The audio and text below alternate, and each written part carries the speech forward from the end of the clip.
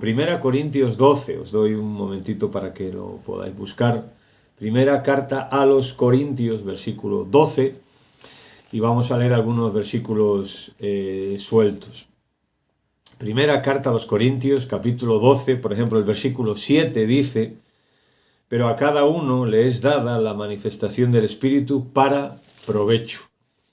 El versículo 11 del mismo capítulo 12, Primera Corintios, dice: pero todas estas cosas las hace uno y el mismo Espíritu, repartiendo a cada uno en particular como Él quiere.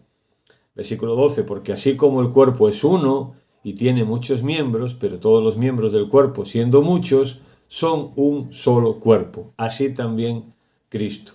Versículo 18, mas ahora Dios ha colocado los miembros, cada uno de ellos en el cuerpo, como Él quiso. Y el versículo 27 dice: vosotros pues sois del cuerpo de Cristo y miembros cada uno en particular. Bueno, lo que está haciendo Pablo es comparar el cuerpo físico, las características que el cuerpo físico tiene, el cuerpo humano tiene, con otro cuerpo, que es el cuerpo de Cristo. A la iglesia no se le llama la asociación de vecinos de Cristo, ni el lobby de Cristo, ni el club de Cristo, sino que se le llama el cuerpo de Cristo. Y la analogía, o sea, la comparación es clara aquí en este sentido.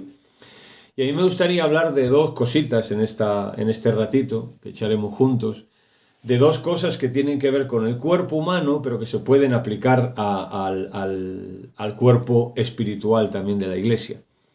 Me gustaría hablaros de los glóbulos blancos. Los glóbulos blancos son unas células que pertenecen, o sea, sobre todo que forman parte de nuestro sistema inmunitario.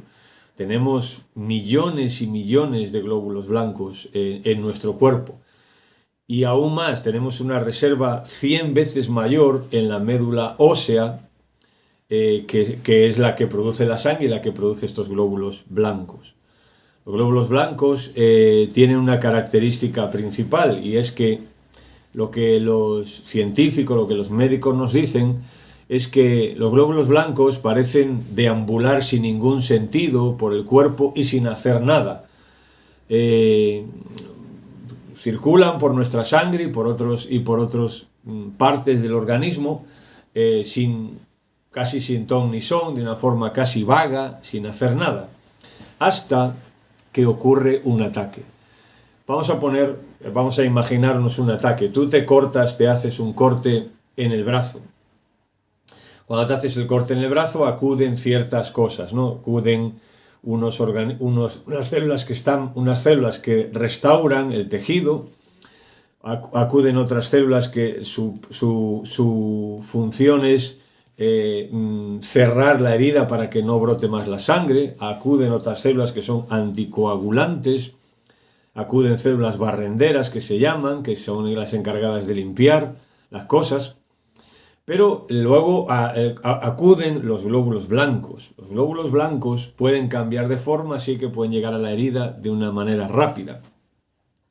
Y si lo viéramos a través de un microscopio, lo que los glóbulos blancos hacen es que son como bolas blancas, viscosas, y lo que hacen es llegar y a las bacterias o a los virus que allí puede haber en ese corte que tú te has hecho, pues lo absorben, lo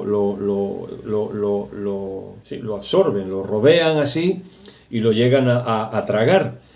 Y el glóbulo blanco tiene una especie de detonador que cuando ya lo ha absorbido, pues el glóbulo blanco explota y por tanto muere el glóbulo blanco.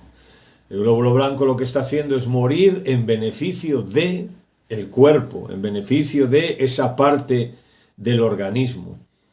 Y Pablo aquí nos dice que todos somos miembros los unos de los otros y estamos para ayudarnos, ¿no?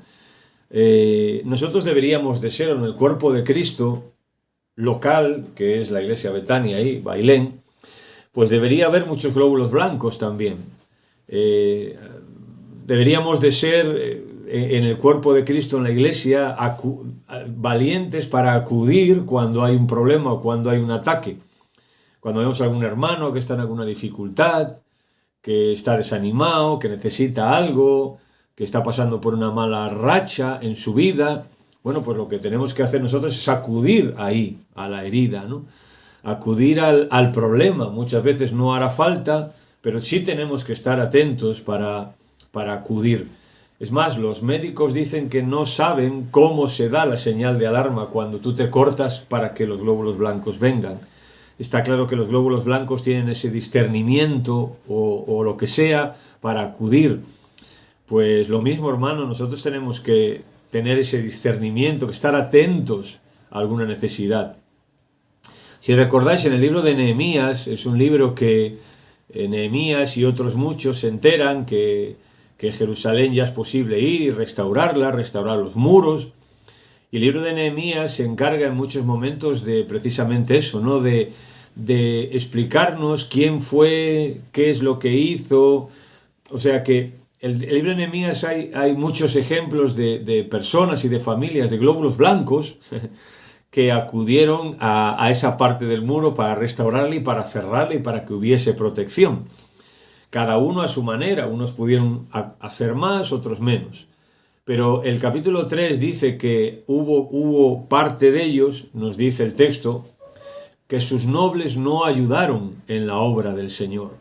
Que aunque muchos dentro del pueblo de Israel acudieron a restaurar el muro cuando hubo una brecha y acudieron a cerrarla y a limpiarla y a levantarla otra vez, hubo algunos que no acudieron. Y eso, según Pablo dice, para que no haya, que el Señor ha puesto a cada uno en un sitio, dice, para que no haya desavenencias en el cuerpo, sino que los miembros todos se preocupen los unos de los otros. Hermanos, no tiene que haber desavenencia en el cuerpo de Cristo. Todos tenemos que ser útiles al Señor. Todos tenemos que acudir cuando haya un peligro, ¿verdad? Todos tenemos que acudir cuando haya un peligro. Pero además hay otra cosa, no solo acudir al peligro, sino que hay una característica del glóbulo blanco, y es que el glóbulo blanco no es libre en sí. Lo normal es que cuando hay un peligro, cualquier persona huya de ese peligro. Pero el glóbulo blanco no huye de ese peligro, sino que acude al peligro. Acude a ayudar a ese miembro, a esa parte del cuerpo que está en una situación de peligro. Si pensamos en el máximo ejemplo para nosotros, Cristo, Jesús, pues Él hizo lo mismo. Cuando nosotros estábamos en peligro, cuando estábamos sin esperanza en el mundo, cuando estábamos perdidos, pues Él también acudió al peligro. Vino, abandonó todo lo que tenía y vino a morir por cada uno de nosotros, a perdonarnos, a salvarnos. Jesús es el glóbulo blanco por excelencia. Y Él, cuando llegó, murió en la cruz absorbiendo nuestro pecado y venciéndolo. Por eso Pablo puede decir, ¿dónde está, oh muerte, tu aguijón? No está allá, porque Cristo murió por cada uno de nosotros. Pero hay una cosa interesante, ¿no? Y es que hay algunas células en el cuerpo que escogen vivir en el cuerpo participando de los beneficios del cuerpo, pero vivir independientemente. Es decir, son células que son parte integrante de nuestro cuerpo, que participan de todos los beneficios que el cuerpo le da, pero ellas viven independientemente y no quieren beneficiar al cuerpo. Y estas células a veces se llegan a convertir en un problema. Y eso es lo que los médicos conocen como el cáncer. El cáncer son células que escogen no participar en dar al cuerpo, sino solamente en recibir y no en dar. Jesús dijo, ¿verdad? Que, por ejemplo, Jesús dijo que nosotros tenemos que negarnos a nosotros mismos y servir a los demás, ser útiles en servir a los demás. Cada uno de nosotros somos un tipo distinto de célula. Ninguno somos iguales y cada uno, no todos a lo mejor somos glóbulos blancos en el cuerpo. Es más, un exceso de glóbulos blancos en el cuerpo produce un problema y una escasez también. Pero seas lo que seas dentro del cuerpo de Cristo, seas la célula que seas o la función que tengas en el cuerpo de Cristo, por favor, eso sí, tienes que tener una función y no solamente recibir los beneficios de la iglesia y de los hermanos y de lo que te dan en la iglesia y te aportan, sino también tú estar dispuesto a dar, estar dispuesta a dar. Es más, el Señor le da igual la célula que tú seas. Bueno, Él te ha creado y ya está. Lo importante es que seas leal. Las células en el cuerpo tienen que ser leales. Y cuando no son leales, se vuelven células cancerígenas. Bueno, que el Señor nos ayude, ¿verdad? Ahí en Betania, Bailén, a no ser así. A no ser células que lo único que queremos es beneficios del cuerpo, que la iglesia nos sirva, que la iglesia se preocupe, que la iglesia nos atienda, que la iglesia nos anime, y todo eso está bien. Pero hombre, que también yo esté dispuesto a dar. Y ahí es donde yo os quiero hablar de una cosa muy interesante, y es un lipoma. Un lipoma es un tumor benigno, que a veces un tumor de grasa que el cuerpo puede desarrollar.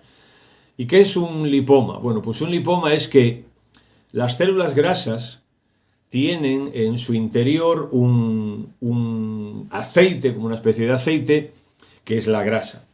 Y normalmente cuando el cuerpo está comiendo y gastando lo normal, pues las células grasas lo que hacen es acumular esa grasa.